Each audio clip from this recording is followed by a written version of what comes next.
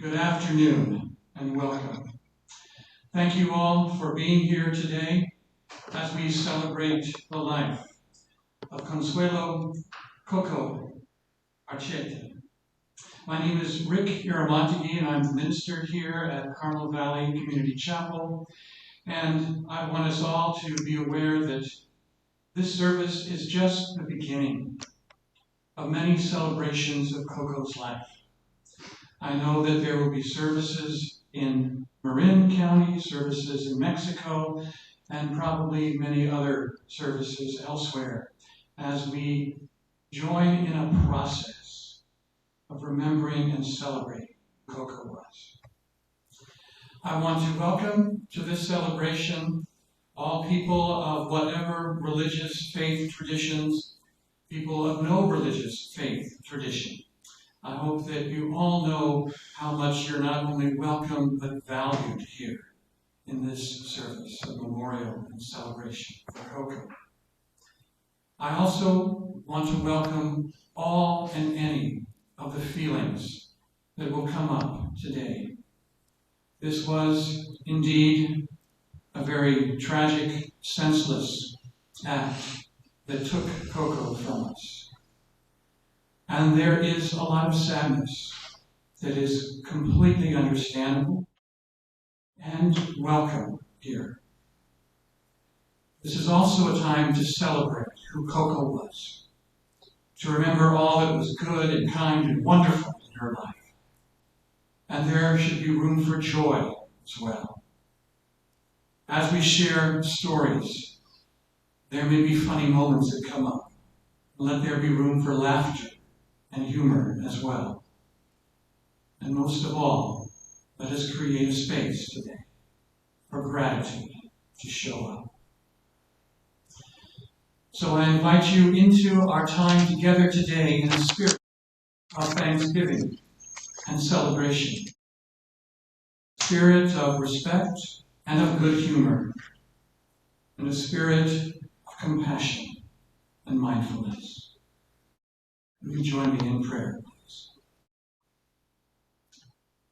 God of grace, whose love is beyond measure and whose kindness is everlasting, awaken us to the presence of your Spirit here today.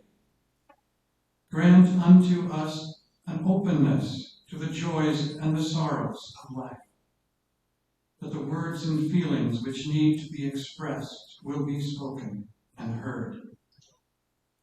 Gather us together in the hope that is ours, both in life and in death, in the trust we know on the journey of faith, and in thankfulness for the time we have together. Amen.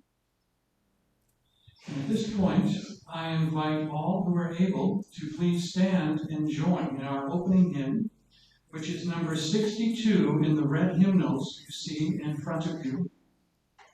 And we will sing verses 1 and 2, and then we're going to skip to verse 6, which is printed on the other page across from the beginning of the hymn, unfortunately in really tiny font size. Let's join together, number 62, verses 1, 2, and 6.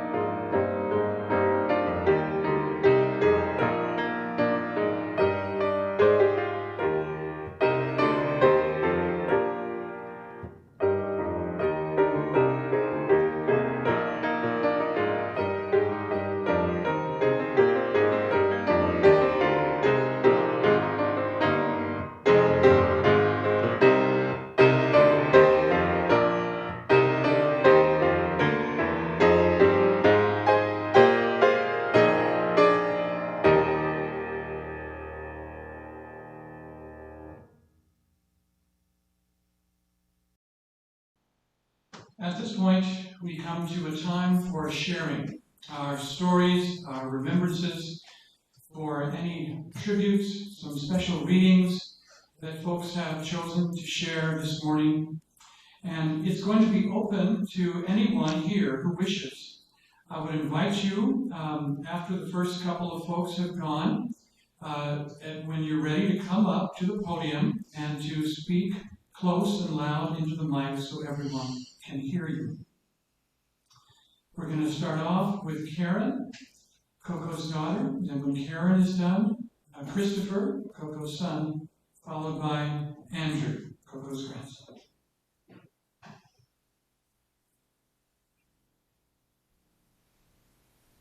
Hi and welcome everyone. Sad day.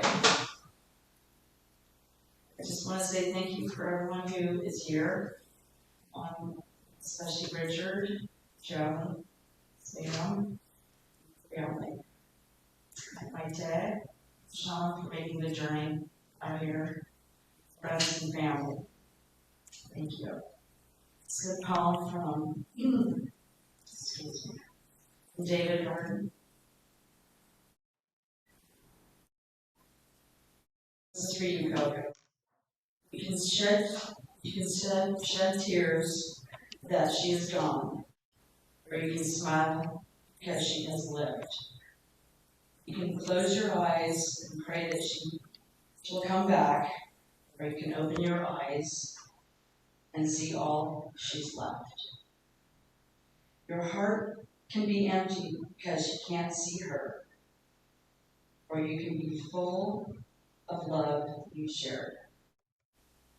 You can turn your back on tomorrow and have yesterday, and live yesterday, or you can be happy for tomorrow because of yesterday.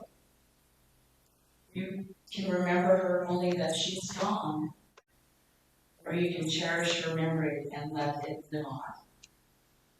You can cry and close your mind because you can turn your back, or you can do what you want. Smile, open your eyes, love, and go on. All I can say is my mom had charisma. She was a force of energy. She would come into a room and light up a whole entire place that she was at. She was adventurous. She would always try new methods, new ideas, pretty much everything. She loved to explore, travel to different places, especially with Richard. Traveling was her thing. She loved the arts. She loved the classics, classical music, music arts. She's an educator at the Unified School District in San Francisco. She counseled therapy, made her mark. She loved to tell stories, and when we would sit at our dinner table, it was never boring. The conversations went on and on and on. And right when we wanted to ask what was the story all about, she would always remember it and come back. I was always lost. She would make you laugh, never boring. She was very mischievous.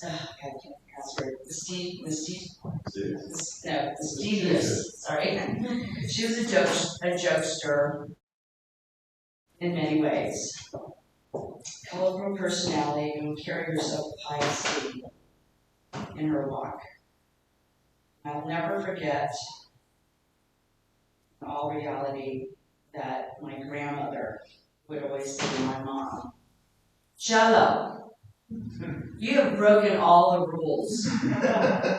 Now you have invented new ones to break." So that being said, more than anything, I wrote down here was that she basically was a loving and a beautiful mother and a grandmother. She loved her grandson, and she was a beautiful lady with loved her family unconditionally, and she'll be missed by all. Thank you.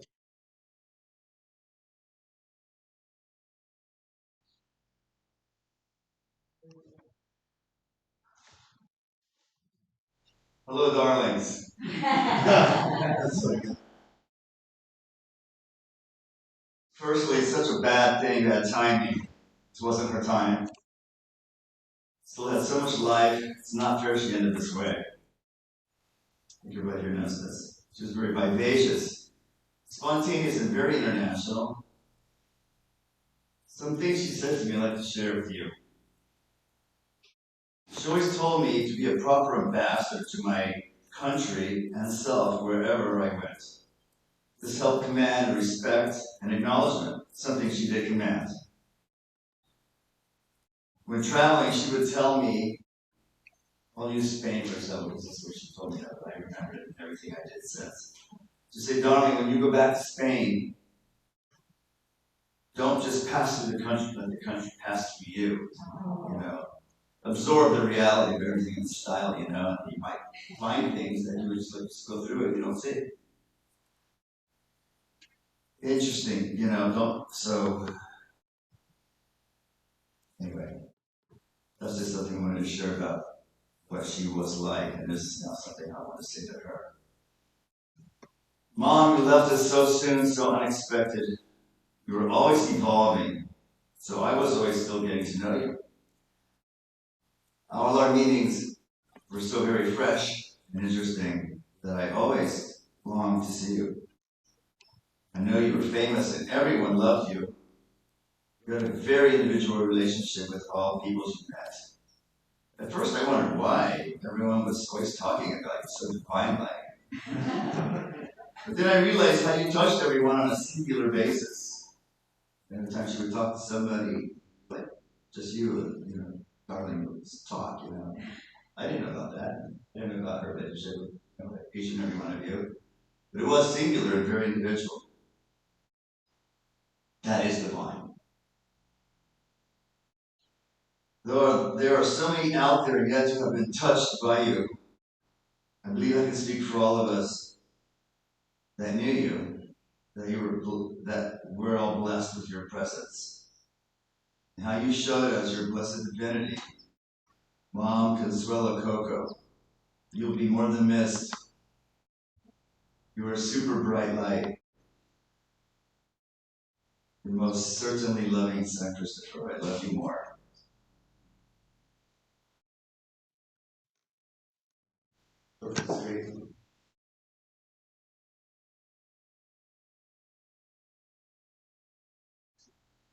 My grandmother, Consuelo Iracheta, otherwise known as Coco, wasn't always Coco. No, when I was a young toddler, could barely speak, she tried to get me to pronounce Consuelo. But all I could talk back to her was the two syllables Coco. And she loved it. She took it as a name of her own. Not only her family and friends started calling her that, but even her mail started saying Coco Iracheta.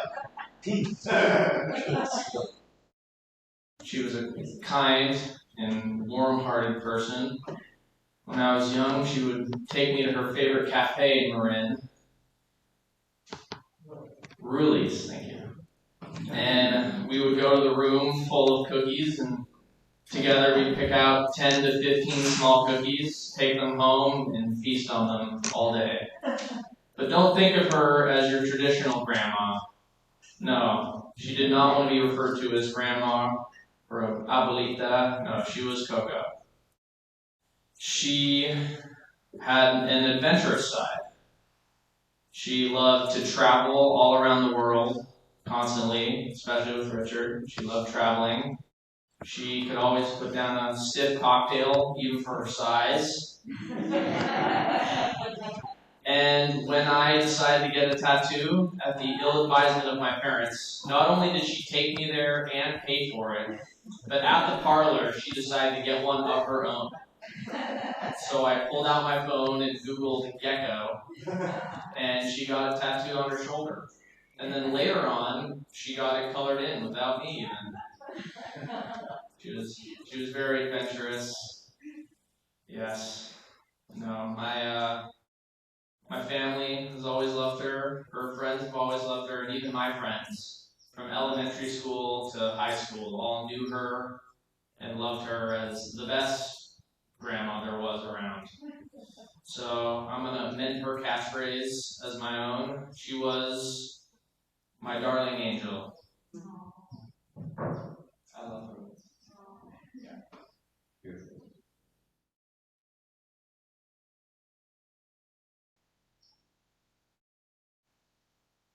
Thank you for those tributes. What a wonderful story from the man who got to name his grandmother.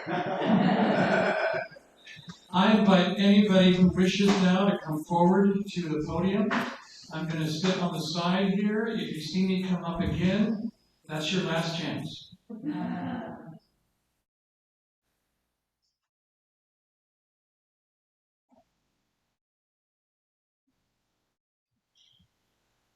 Hi, I'm Maite.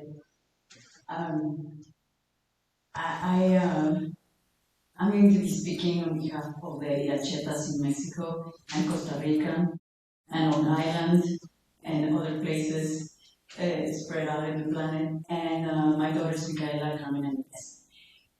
I have a few messages first to share with you, and also they are going to be embedded in what I will say. I will also say it in Spanish and English. I hope it's okay with you for the people that are not with us that are watching from far. I will start with reading a message from my daughter Micaela. This one is in English. And it says, this is Coco's niece. And Coco would refer to her as never. So Micaela says, I will never forget a summer afternoon in 2009 when Coco and I missed our train from San Francisco to Tahoe. Coco turned that moment, which easily could have been a frustration, into a fun adventure. With a few hours on our hands until the next train, we explored the nearby town and got matching henna tattoos. We did not stop laughing during those few hours. That spontaneity and love of life are two of Coco's beautiful qualities that I will strive to embody in my life. Her spirit will always live inside of me. From her sister Belén. Chelo, inmarcesible hermana querida, hay seres que nunca mueren, aunque físicamente no se vean, pero se siente su protección. Chelo, tú siempre tan segura de ti misma, te querías y respetabas mucho. Quien no se quiere a sí mismo, no quiere a nadie. Gracias por tus buenos consejos, tu amor hacia nosotros y tu envidiable carácter siempre positivo.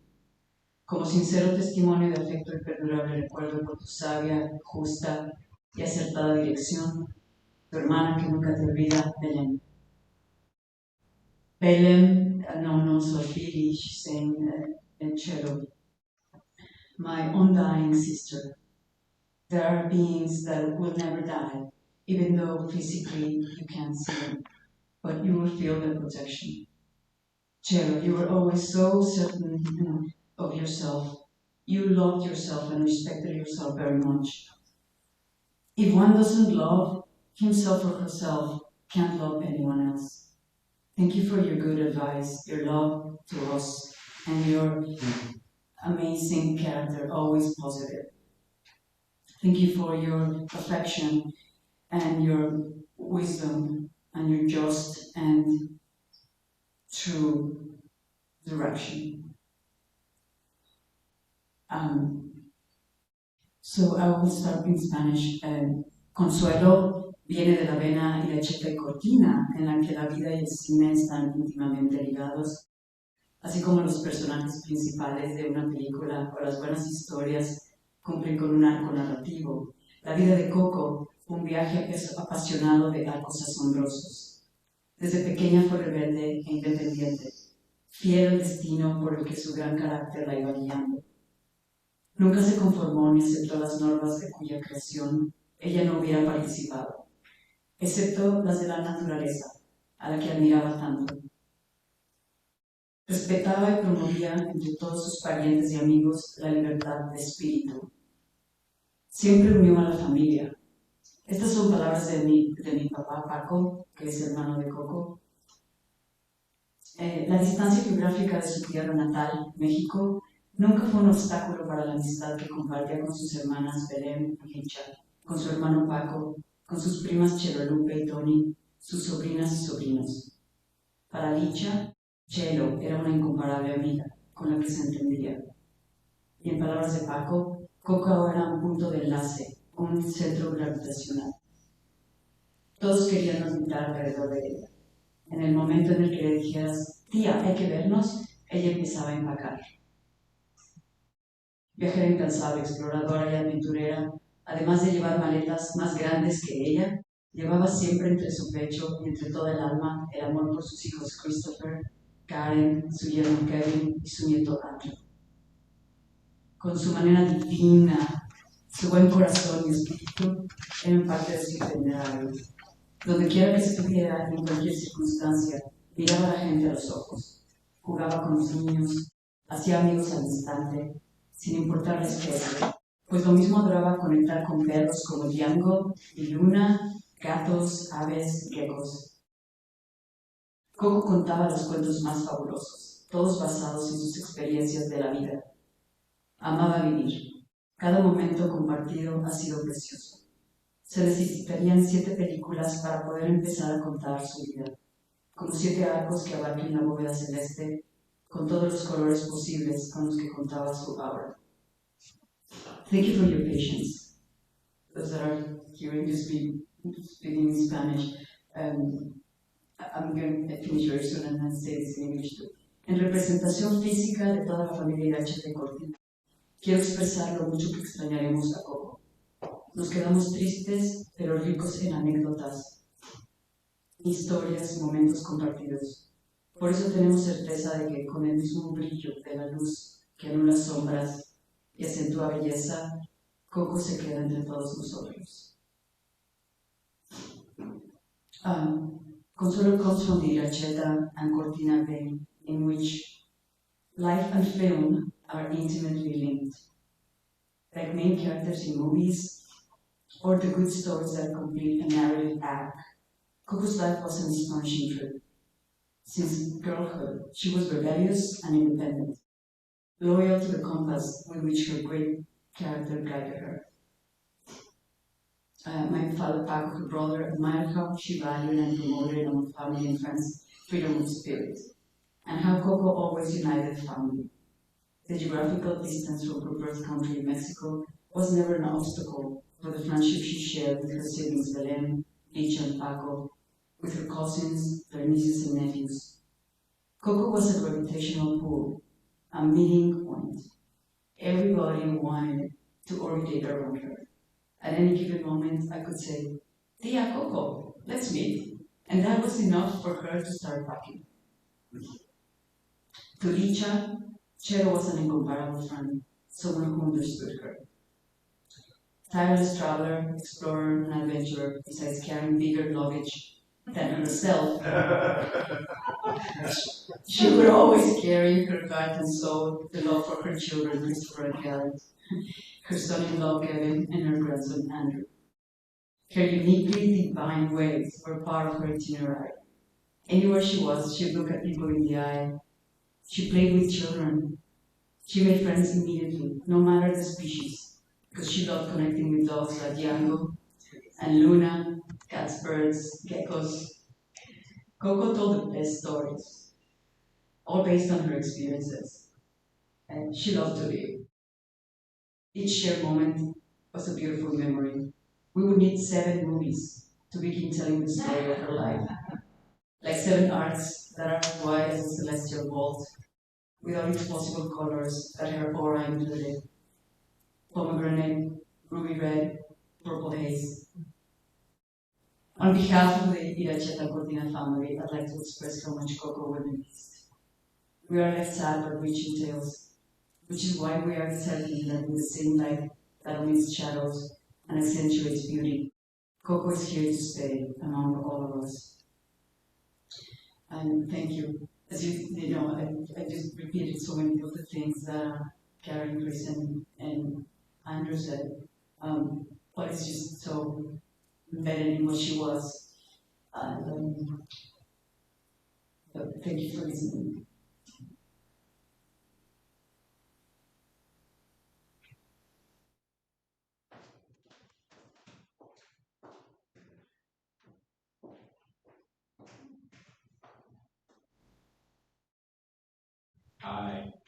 Thank you for all being here. And, I just had messages from a couple of the other relatives, and then a little message of my own. From cousin Pilar Iracheta, my unique and unforgettable cousin Consuelo. Thanks for your love and care to me and my family. I will always miss you. Love, Pilar. From cousin Fernando, we will always remember with love that you were our lighthouse in the U.S. You received in your homes to my mother, my sister, Guadalupe, my youngest son, Rafael, myself, and many others, always with joy and love. Thank you for all. Love, Fernando. And from cousin Guadalupe, my dearest cousin Consuelo, will always live in my heart forever. Thank you for all the lovely moments we shared together, to your generosity and your kindness to my family, especially to my parents. I will miss you so much. Love, Guadalupe. And then just for me, Coco had a unique love of life, family, and adventure, as everyone has echoed here. Some of the things I remember when Andrew was very young, back when he would say Coco, and back when she changed her license plate to be D. Coco. Andrew would say, describe himself as D, and she was Coco. But she would spend hours on the carpeting, crawling around the carpeting with Andrew and probably 100 stuffed animals, reenacting plays and things. You know, something that just a very unique thing to be able to devote that much time to spend with her grandson. Really wonderful. I remember her in the backyard playing with this little guy lying on the carpet right here with this beat up, broken down tennis racket. She'd be out there picking up the tennis ball and hitting it up out in the backyard for the dog to bring back. Just entertaining him. I can picture Coco at the counter in our kitchen, cutting up clove after clove of garlic because she loved to eat garlic. And for us to make fresh bruschetta for dinner, to go along with a portobello mushroom saute, which was also her favorite. She always loved the portobello mushrooms. So just little things. I had the honor of putting together this compilation of photographs, and just looking through them, you realize how many lives she touched and how important she was to so many people. She will be sorely missed.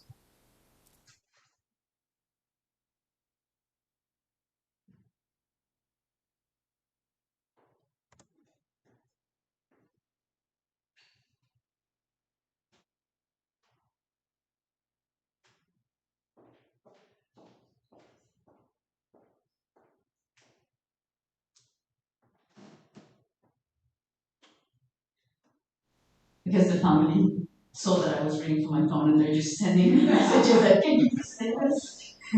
So, from my brother Andres, Coco's nephew, Coco, we will always remember you as the best aunt ever. Adventurer, beautiful, joyful, and loving. You will live in our hearts. From Esteban, Andres, and Jenny. They're in Toronto. Toronto. And from Licha, again, Coco's sister, who's in San Jose, Costa Rica. Consuelo, te amo. Fuiste siempre mi amiga, mi hermana, mi confidente, y todo. Hoy eres lo más importante que la vida me da. Estaré contigo para siempre. Nos vemos en el cielo, a donde todos iremos. Consuelo, I love you. You were always my friend, my sister, my confidant.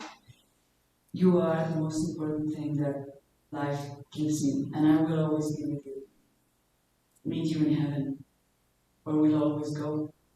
We'll always go, yes. We love you all, especially dear Karen and Chris. We are with you, cousins from Costa Rica. And to our beloved Uncle Paco, Diabini, and Licha, my mom. From France, my brother, a beautiful celebration of Coco's life, with all the pictures and the words of the priest and now of Karen. Coco, we love you and we miss you terribly. And the words from Chris and Kevin. So, yeah, I'm sure that there are many more that would like to have my phone number.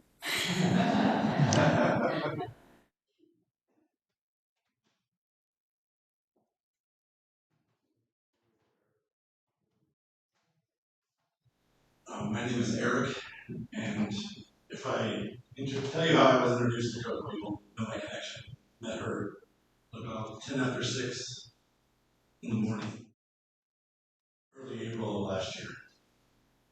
I hear her, and I'm startled.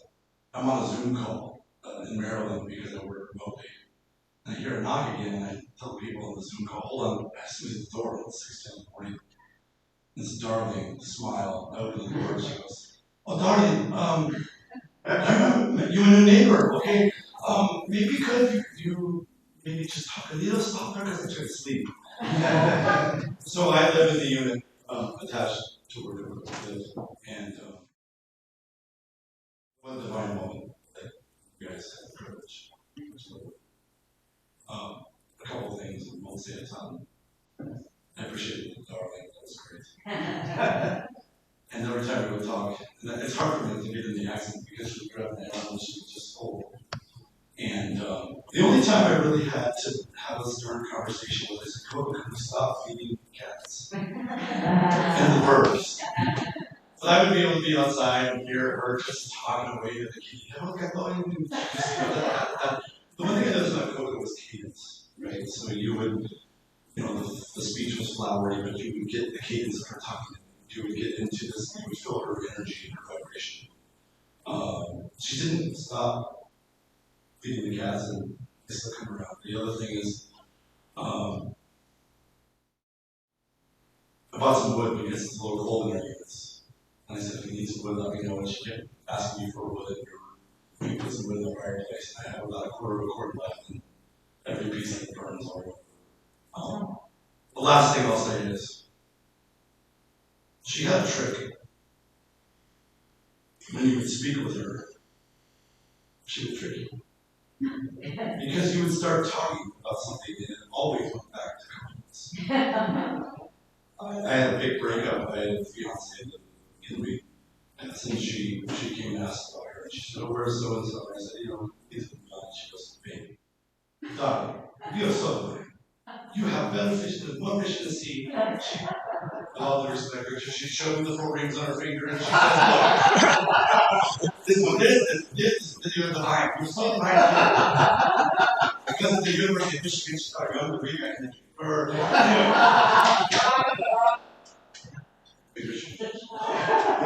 That always came back to a compliment. She was taken too early. I was there the night that she passed. I didn't find out for a couple days later. And you all were robbed of your little one, and it's okay to feel that way. She was a blessing. Last thing I'll say is, I play my music a little too loud sometimes. So she called me one day from Marin County, she was visiting, and it was at 8:30, and I was like, oh dear, Coco, I'm sorry, is the music too loud? She goes, no, baby, I forgot the address to our rent. And then I was like, okay, good. I said, okay, I'm glad the music is not there, so sorry, Richard. She said, well, blow the music, baby, because I'm not home. She would always let me know that she'd go on vacation. And she would tell me, blow the music, baby. And so on Tuesday, Gloria's one was playing loud as we played at Valley. And your dear mother, grandmother, mom, by me, thank you for allowing me to speak.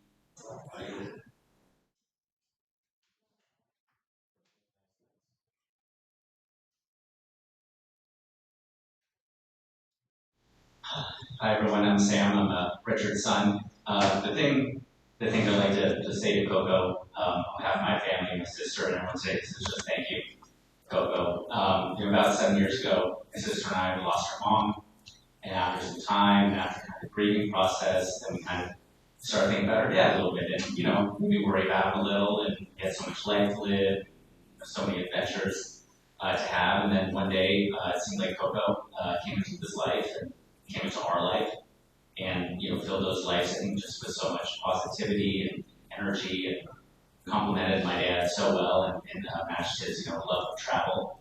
And I want to thank Coco for when they took those trips.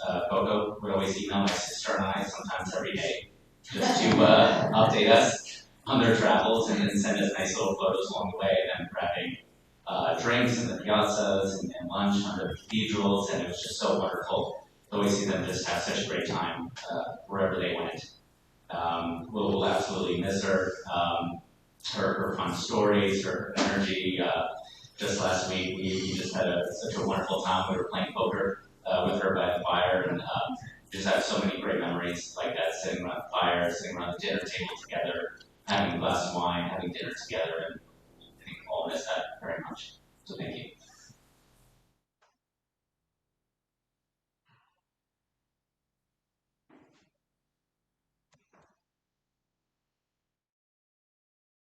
I say something very good. And just to say all that Tim says about your brother. And you were never end, always dear. So I met Coco in London years ago.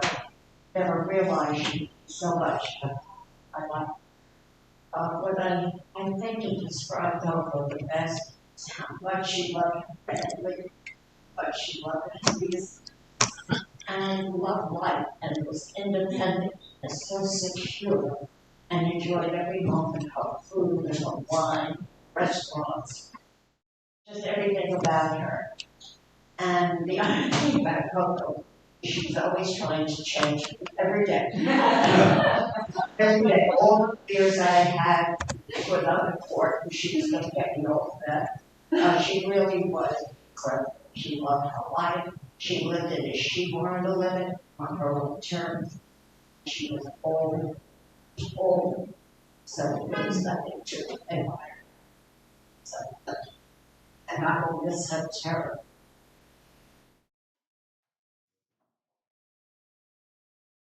All right, so this is what they call last call.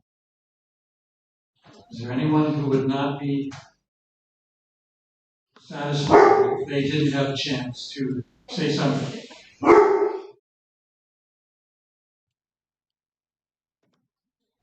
Thank you. Hello, I'm Sean. What we share in common is that we all loved Coco and we all enjoyed the Coco experience. And we probably all wonder what we believe, and we probably have a lot of cause to believe in nothing much of the time. One thing we could believe in when Coco was with us was Coco, because she was such a force who appreciated the capacity for awe. When some of us might look out the window of a car and see the light shining on the ridge, we might just turn back and ignore it. But Coco reminded us to take a good look and to feel the power of being alive and enjoy breath and each other. And so whatever our beliefs may be in terms of the now and the future, Coco will remain transcendent because she is, as several people said, dwelling in all of us. And so we have an opportunity to keep her every time we get together and share stories and remember her grace. Thank you.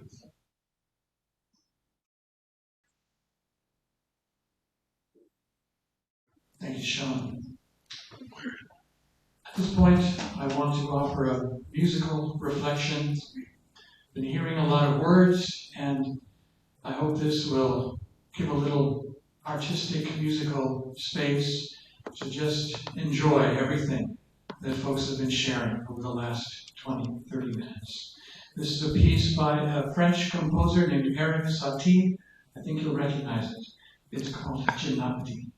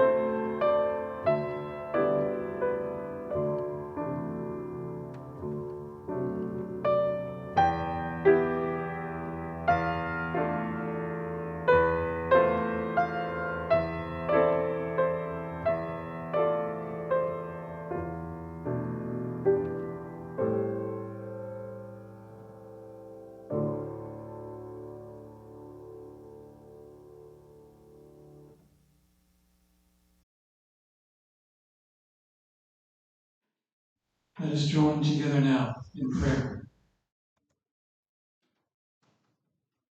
O God, our strength and our Redeemer, midwife in birth, shepherd in death, we praise you with humble hearts. We thank you for the life of Coco Iracheta, for all that she was, for those of us who knew and loved her, for all the times we shared with her, the laughter, the sorrow, the struggles, the triumphs of her life. We thank you that in life and in death, we are all surrounded by a universal love and compassion, and upheld by your Spirit. May your Spirit uphold us and comfort us now as we support one another during this time. Hear us now as we join in saying that ancient prayer that our brother Jesus taught us to pray, saying, Our Father, who art in heaven, hallowed be thy name. Thy kingdom come, thy will be done, on earth as it is in heaven. Give us this day our daily bread, and forgive us our trespasses, as we forgive those who trespass against us. And lead us not into temptation, but deliver us from evil. For thine is the kingdom, and the power, and the glory forever. Amen. At this point, I invite all who are able to please stand and join in singing our closing hymn, which is number 707 in the hymnal. It's titled The Hymn of Promise.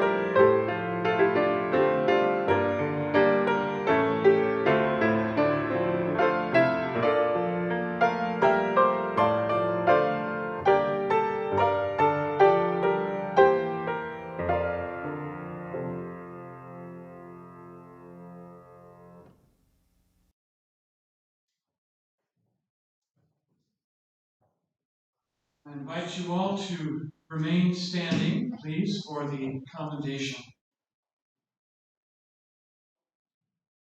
Gracious and loving God, who is our source, our journey, and our destination, with trust in you and your universal love, we now entrust Coco Iracheta into your eternal care. Receive her into the arms of your steadfast love and kindness. Bless her new journey with strength, peace, and light. Grant her clear skies, calm waters, and fantastic new adventures. Amen. folks, benediction, blessing for all of us. May the light of loving kindness shine within you this day, lighting your way through every darkness, warming your heart beyond any numbness. May all your wounds be deepened into wisdom. May all your weakness be woven into compassion. With gentleness and kindness toward yourself and others, go into this day blessed, sheltered, and at peace. Amen.